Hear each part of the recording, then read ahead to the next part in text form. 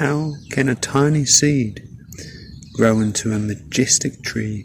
But I can't fucking draw one.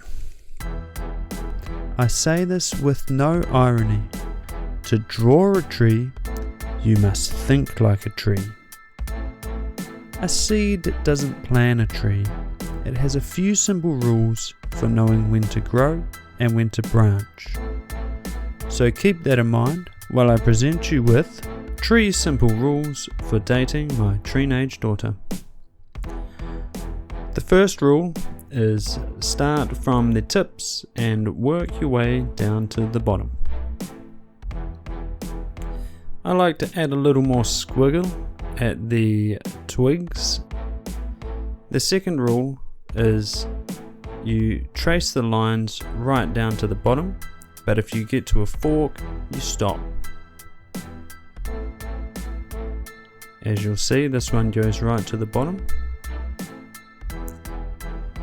but this one hits a fork and stops. The third rule is more of a guideline.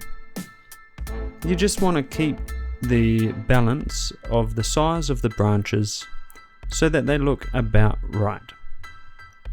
I kind of like to imagine that every line that we add adds about a year onto the age of the tree, looks wise.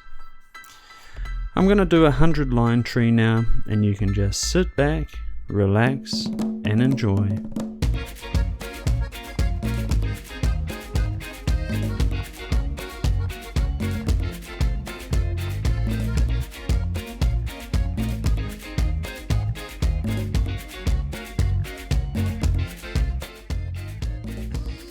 The reason that I really like this method is because trees themselves aren't planned, and I feel like this method kind of replicates that. It's not a planned one, it's really an evolutionary process, and you can make mistakes and it's relatively easy to fix them just by adding balance to the other side of the tree.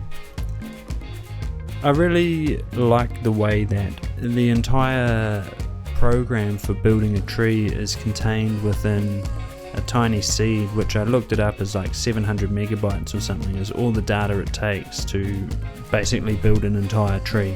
And the reason it does that is by using very simple rules, and I think that this method illustrates that quite nicely.